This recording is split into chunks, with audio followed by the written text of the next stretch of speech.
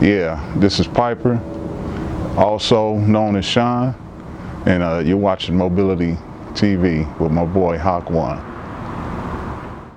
It's like a jungle sometimes to make me wonder how I keep from going under. In the city of rain and thunder, shots popping, bodies dropping, hearts stopping, anything goes once the dark head.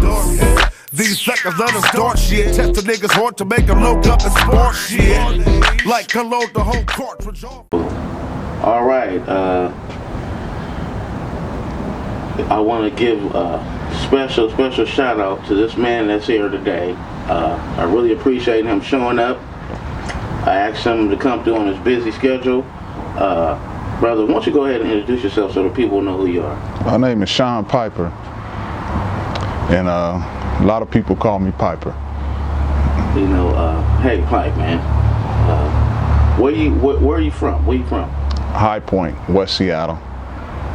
What schools did you go to? Starting from elementary, did you go to elementary school or high school out here? Or? I went to Fairmont for a quick year, then E.C. Hughes, Denny, Chief South, Rainier Beach, West Seattle. You know, I got around because I didn't know how to act, so, you know. So, during those years of your transition, your teenage years, what were the activities that you were into then? I grew up as a gym rat, stayed at the community center, you know, but we got kicked out at 8 o'clock because there wasn't no late night programs. So we did what we did around the hood, you know. Basketball, that was my love. But you want to play chess, ping pong, pool, candy checkers, you name it, foosball, I do it, you know. But growing up, did a whole lot of different things, from running through the woods and, you know, hustling, golf balls, the golf course, going to the car wash, crossing 35th to go cut grass. Like Malcolm said, by any means necessary. You know what I mean? And then, what years was that? What year was that when you was doing that was, we say 86 on back. 86 you know. On back. And then I want to go back and reflect. You said something about the street life.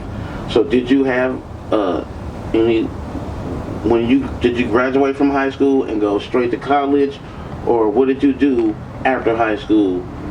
You know, went 12 years high school, graduated 10th grade credits. You know, start out school, but when the summer hit, spring hit, the sun come out, it's time for me to go. You know,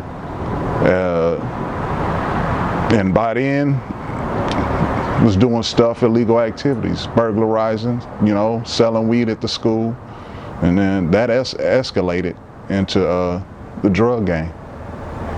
Okay. So, yeah, speaking of that, what year did the drug game hit for you? Strong, like, you know, because at first it almost was like a fad. When did it, you know, because, you know what I mean? Everybody wasn't really, unless you was like focused. When you started, what year did you really start? I started about 86.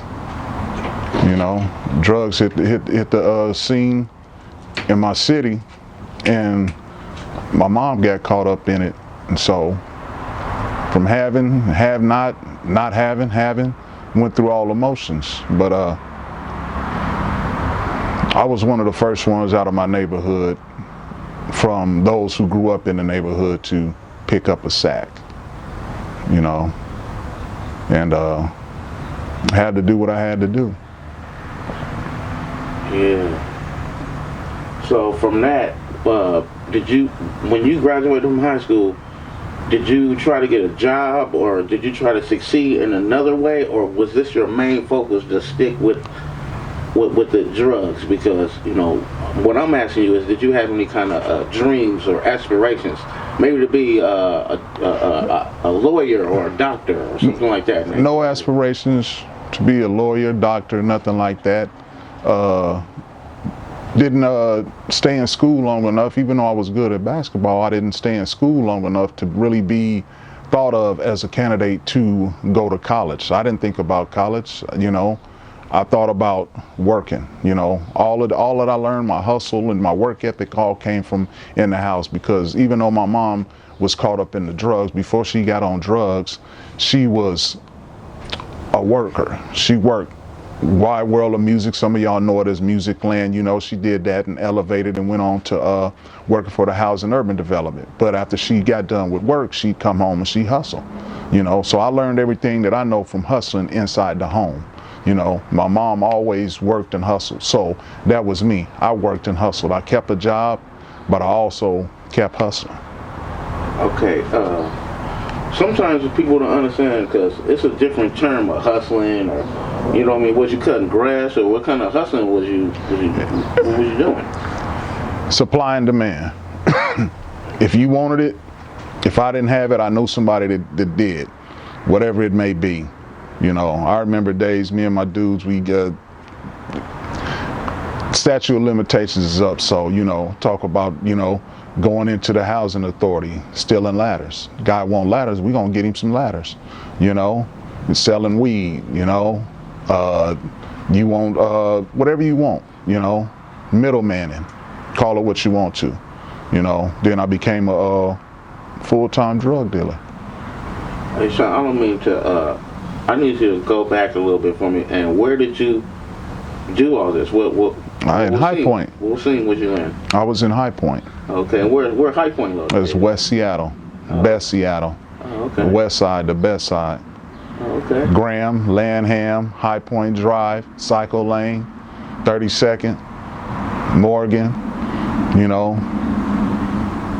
Those are the streets that I grew up on. Snow Court, High Point Drive. I probably said that one already, but that's where I lived, was on High Point Drive. You know. Okay. So is that where you learned everything you learned? I picked up everything from around the way, watching some of the older cats and some of the stuff that they did. You know, they say the world is a ghetto. You know, every neighborhood or every community has a hood, if that's what you want to call it. You know, some are tougher than others, you know, so they think, but you still got the same things going on. You know, when you got people barely getting by in people's mind frame and what their paradigm or the way they've been brought up, they see things in a certain way, you know, and what's normal to you might not be normal to me, you know, and the things that I seen and the things that I did was normal to me. Exactly. So, did you in your home? You mentioned your mom. Was it two-parent or one-parent house? Single parent. She had something like a boyfriend from time to time, but it was a single-parent home. Okay. So basically, you just learned everything you learned from the streets. Your big homies in the streets was your dad, basically. No. I just watched them. You know, some of the things that they did, I did before they even thought about doing it. Mm-hmm. You know, I learned everything from just observing, you know. Learned hustling, like I said, from my mom. Learned work ethic from my mom, you know. And it's just being a product of your environment. But I know some of those who were from the same environment with the same upbringing that got out and didn't do the things that I did. Okay. So I'm just saying, like, you didn't have no male role models? No mentors, none of that. No role models, nobody to look up to, and you know. Is that because you was hardcore, or because you just didn't want it, or you just already knew what you had to do? What was the purpose of that? Because, you know, sometimes you do need like a mentor, a male, you know, like an uncle or something, you know. Not that I'm hardcore, not the toughest man, not the weakest man, but I am a man. You know, I learned to give respect to get respect. You know. Had one uncle, but he was out there, so I couldn't really look up to him and look for him for guidance when he was dealing with his own addiction and his own problems. You know, ran with a group of friends that all grew up. We was close knit. You know, that was my family. Even though I had my family and my family ties was tight, the men in my community and just in that community, period, we were a family. You know, rock bottom small to treetop tall. You know. Yeah.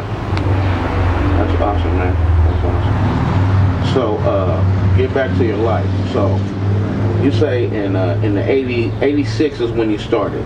Yeah. So, give us a little bit more detail on that. Elaborate a little bit more on your lifestyle during the 86. It's just I don't know if it was for sure 86, but I'm just guesstimating because you know my memory's kind of foggy because I started smoking at a young age, smoking weed at a young age. You know, at one point I was even smoking crack. You know, a lot of people don't believe that. A lot of people don't know that. But ain't no shame in my game. You know, from where I came from and where I am and where I'm going, it's a whole lot of stuff that a lot of people will be shocked about. You know, but it was me and my dude, and he was like, hey, dude, want to put us on? And so guess what? And I'm not saying getting put on with no gang or nothing like that. You know, it was about making money. Yes. So me and my dude, the first two, really to get into the game and start slanging. You know? And at one point, it was me and all my dudes kind of came together, and I was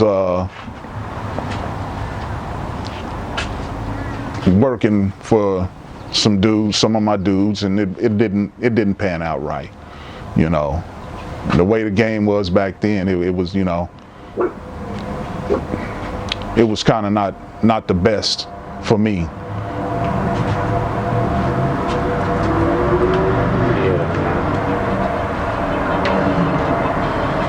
So is that where you learned how to be at that point in time? Okay, the 90s.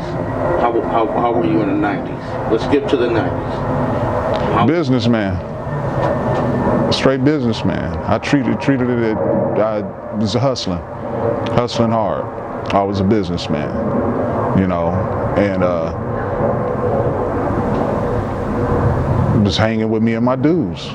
We'd meet up, and we'd just walk through the hood, stand on corners, rain, sleet, snow, it don't matter, you know, and holding my own, taking care of my own, and just doing it, you know, with nobody to guide or inform or to be like, hey, you need to put something aside and, you know, start working on this and start looking toward that. It wasn't nothing like that.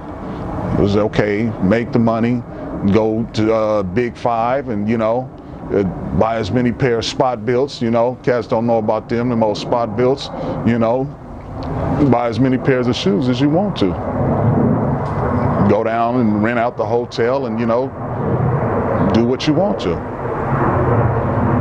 yeah, I wanted to rewind a little bit. You said something about a gang. Have you ever been affiliated with any gangs or anything like that? I wouldn't say a gang. I would say a close-knit group of dudes that grew up in a neighborhood together and came together to form a family, a close, tight-knit thing to represent a neighborhood and to be there for one another. You know, gang activity, Bloods, Crips, whatever, started migrating up this way, and I'm not from Hoover, I'm not from Elm, I don't know nothing about them, but I can tell you about High Point. You know, like I said, Cycle Lane, Snow Court, Lanham, Graham, Raymond, that's what I can tell you about, and that's what I represent. That's what I represented, and that's what me and my dudes, that's what we formed, was a group of family-oriented closeness. You know, not letting someone from some other place come in and dictate how things are done and run the show in your territory. And it wasn't but a handful of us. Literally. And the handful of you guys, did you guys go by any handle or anything? What handles did you guys use? What was you guys called? Was it some kind of this family what was this family organization called? Sort of say what you're saying. What was it? Point Side Gangsters. SCA-double-T-L-E. It's for the gangsta haters, so I keeps it bucked on free for real. Out here in the 206, everything is oh so real. Cause it's all so real. Everybody going hard, disregard of what these busters say. Many niggas sunshine, living in the city.